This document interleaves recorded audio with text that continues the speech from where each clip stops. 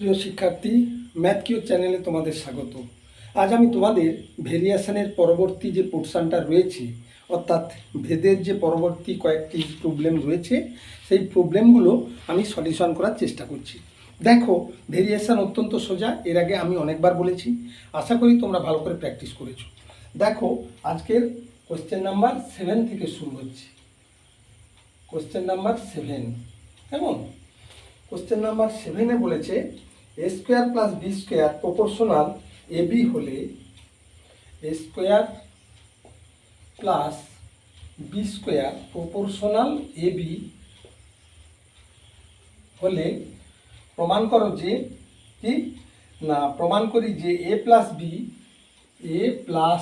B proportional a minus b. কেমন? এক্ষেত্রে দেখো, এক্ষেত্রে স্কোয়ার প্লাস বি স্কোয়ার যেহেতু প্রপোর্শনাল এ বি, বা square plus b square is equal to K into a b. বুঝা গেল? যেক্ষেত্রে কে ইজ ইকুয়াল টু অশূন্য ভেদ ধ্রুবক। ঠিক আছে, অশূন্য ভেদ ধ্রুবক।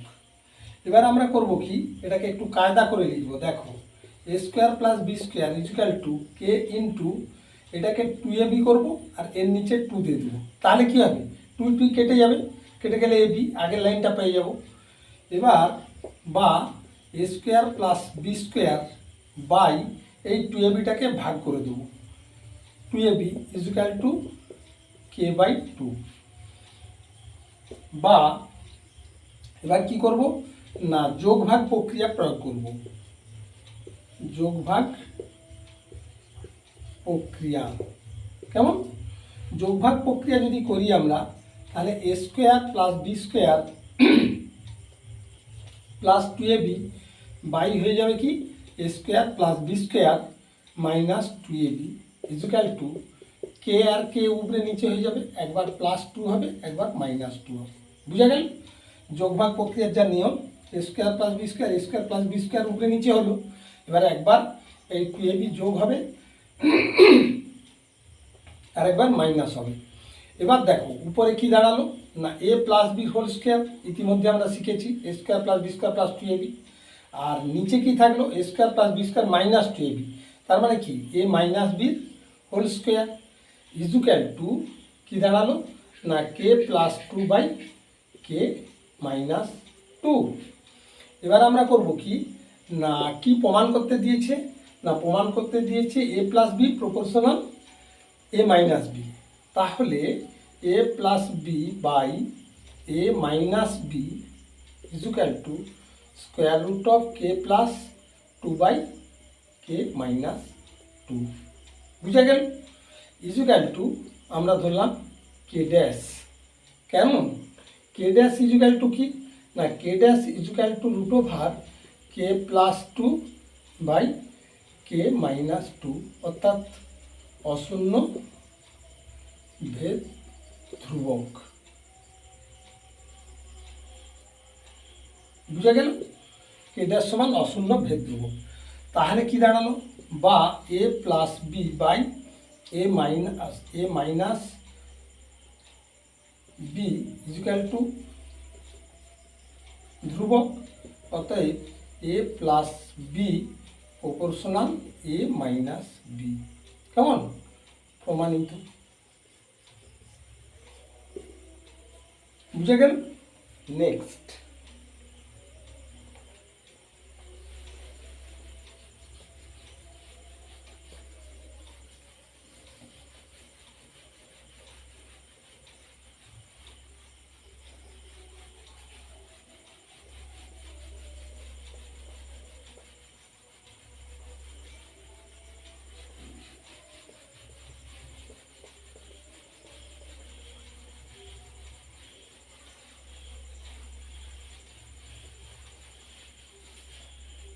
নেক্সট কি বলেছে যে এটা 7.1 গেল, 7-এর 1। এবার 7-এর কোশ্চেন নাম্বার 7-এর 2, প্রথমেরটা ছিল 7-এর 1, তাই কোশ্চেন নাম্বার 7-2 বলেছে a cube plus b cube proportional এটা এক্স কিউ এক্সের কিউ প্লাস ওয়াইয়ের কিউ প্রপোর্শনাল এক্সের কিউ মাইনাস ওয়াইয়ের কিউ হলে প্রমাণ করি যে এক্স প্লাস ওয়াই প্রমাণ করতে হবে X plus Y proportional X minus Y. প্রিয় শিক্ষার্থী, এক্ষেত্রে দেখো এটাও কিন্তু অত্যন্ত সোজা। কীরকম দেখো, এক্ষেত্রে X Q plus Y Q equal to K into এক্সের কিউ মাইনাস ওয়াই কিউ। কেমন ভেদের নিয়ম অনুসারে কি দাঁড়ালো না কে সমান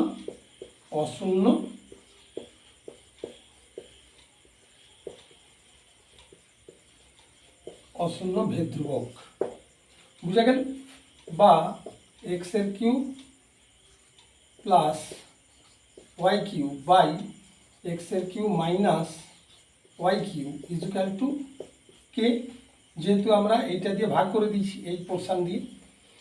এবার কি করব না যোগ ভাগ প্রক্রিয়া প্রয়োগ করব। যোগ ভাগ প্রক্রিয়ায় পাই, কেমন যোগ ভাগ প্রক্রিয়া করিয়া পাই কি পাই দেখো, বা এক্সের cube plus Y cube plus এক্সের Q minus Y cube by এক্সের cube plus Y cube minus এক্সের কিউ প্লাস ওয়াই কিউ। কারণ এই এক্সের কিউ মাইনাস ওয়াই কিউটা নিচে মাইনাস হবে উপরে প্লাস হবে, ইজুক্যাল টু ঠিক এইটার মতো k plus one by K minus one. কেমন? তাহলে এক্সের কিউ কেটে যাচ্ছে আর এখানে ওয়াই কিউ কেটে যাচ্ছে। তাহলে উপরে কি থাকতেছে না 2x এর কিউ আর নিচে থাকতেছে 2y cube equal to k plus one by K minus one. এবার এই 2 কেটে যাচ্ছে, তাহলে x by y whole to the power cube equal to পাচ্ছি কি k plus one by K minus one, বা x by y is equal to আমরা কি পাচ্ছি না k plus one by K minus one whole to the power 1/3। প্রিয় শিক্ষার্থী দেখো, এখানে কিউ ছিল, যখন পাওয়ারটা রাইটে গেল তখন কী হবে 1/, হয়ে যাবে। কেমন আমরা সূচকের নিয়মে দেখেছি, এরকম বহু প্রবলেম আমরা সলিউশন করেছি ইতিমধ্যে। অতএব এটা 1/3 হয়ে যাবে, বুঝে গেল? এবারে সমান তাহলে কি দাঁড়ালো, এইটা হচ্ছে। এবার প্রমাণ করতে হবে কি না প্রমাণ করতে হবে আমাদের যে x plus Y by x minus y কী দাঁড়াচ্ছে না এক্সের জায়গায় আমরা কি বসিয়ে দেবো ওয়াই ইন্টু, এটাকে যদি আরেক লাইন লিখে নিই, বা x is equal to y into K plus one by K minus one whole to the power 1/3। এইটা হয়ে যাচ্ছে। তাহলে এইটা আমরা এখানে বসাবো। তাহলে এক্সের জায়গায় কী লিখব না Y into K plus one by K minus one whole to the power 1/3 plus Y by Y into K plus one by K minus one whole to the power 1/3 minus Y.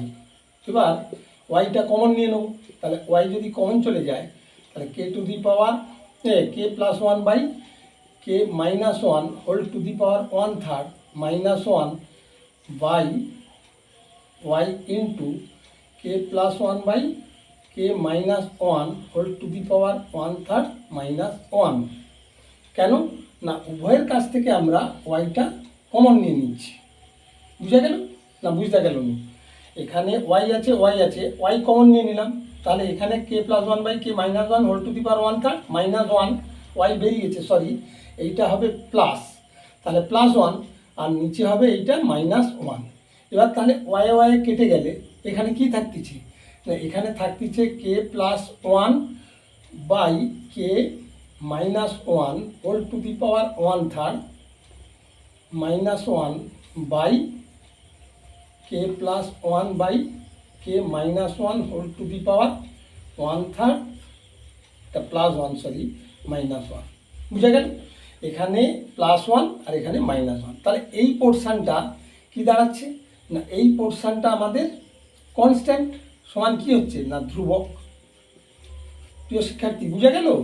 এই পোর্শনটা আমাদের ধ্রুবক হয়ে যাচ্ছে, তাহলে কি দাঁড়ালো না অতএব x + y proportional x - y।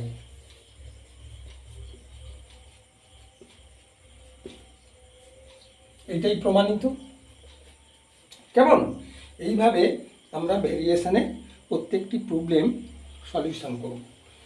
Next,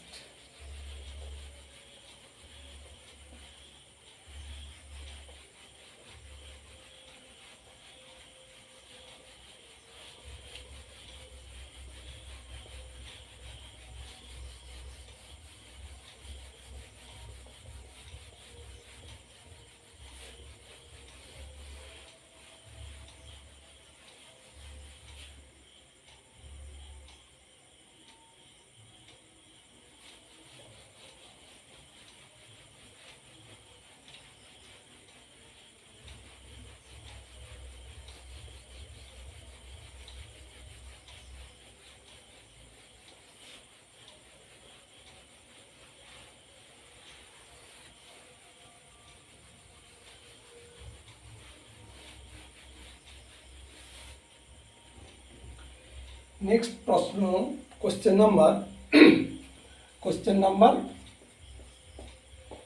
8।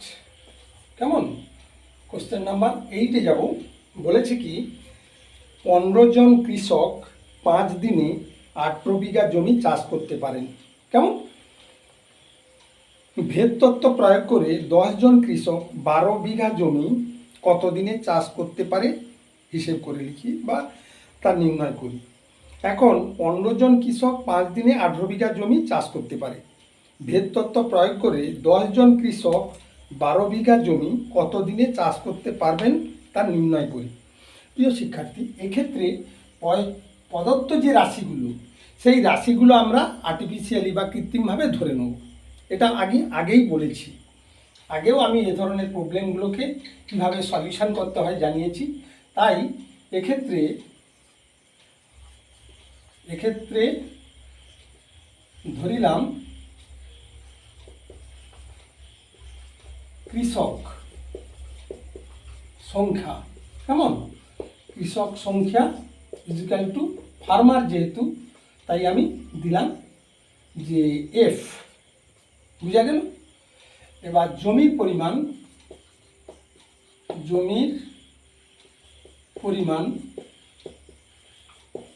Is equal two land, যেহেতু এল। কেমন? জমির পরিমাণ এল। আচ্ছা, এবং কৃষক সংখ্যা ধরে নিয়েছি, জমির পরিমাণ ধরে নিয়েছি। দিন সংখ্যা ইজিক্যাল টু ডি, যেহেতু ডে মানে দিন তাই আমি ডি ধরলাম। প্রিয় শিক্ষার্থী, এই ধরনের প্রবলেম আমরা এর আগে ত্রৈরাসিক পদ্ধতিতে করেছি। ত্রৈরাসিকের সঙ্গে এর হুবহু মিল আছে। কিভাবে দেখো, সেখানে শুধু বলেছি সরল সম্পর্ক ব্যস্ত সম্পর্ক, আর এক্ষেত্রে হবে সরল ভেদ ও ব্যস্ত ভেদে আছে। কীরকম দেখো, যদি আমি জমির পরিমাণকে ফিক্সড করি, জমির পরিমাণ কীরকম না কৃষকের সংখ্যা এফ, জমির পরিমাণ যদি এর ল্যান্ড নির্দিষ্ট হয়, ভালো করে বুঝে দেখো, জমির পরিমাণটা আমি নির্দিষ্ট ফিক্সড করে দিলাম, ল্যান্ড পরিমাণটা ফিক্সড, তাহলে 10 বিঘা তো 10 বিঘা জমি চাষ করব। আমি যজন কৃষক নিয়োগ করব, কদিন লাগবে? ধরো জমির পরিমাণ যেহেতু নির্দিষ্ট, কৃষকের সংখ্যা যদি বাড়িয়ে দিই তাহলে কি হবে?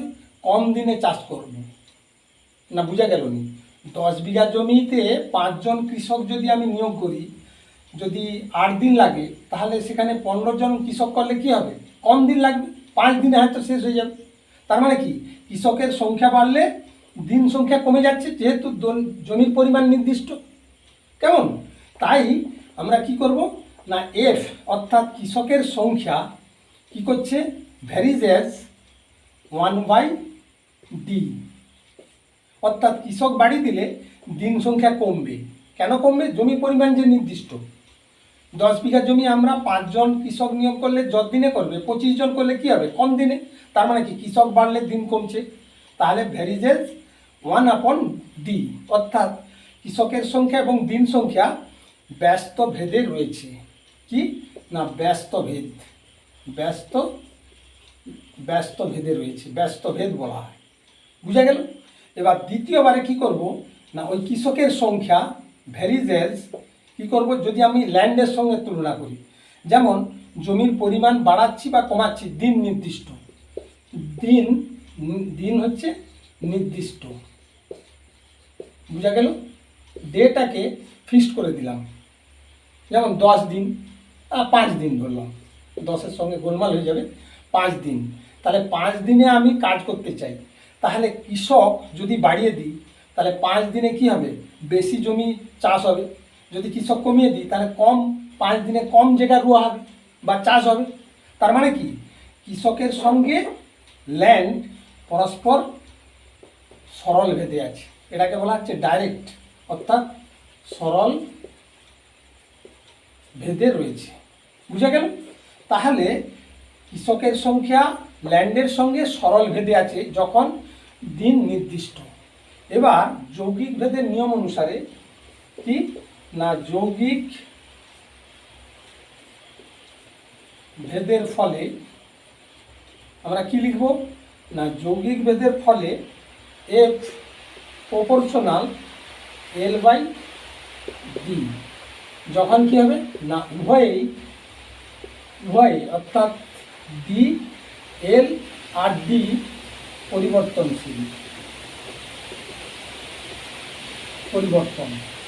বুঝা গেল? তার মানে F equal to constant into L/D, এইটা হয়ে যাবে। প্রিয় শিক্ষার্থী, এই মানগুলো প্রথমে যে মানগুলো দিয়েছি সেই মানগুলো বসিয়ে আমরা এখান থেকে কে এর মান নির্ণয় করব। আবার দ্বিতীয়বারে কে এর মানটা পুট করে এফ এবং এল এবং ডি দুটো দেওয়া থাকবে, যেটা দেওয়া নেই সেটা নির্ণয় করবে। অত্যন্ত সোজা, আমি তোমাদের উপরে ছেড়ে দিলাম।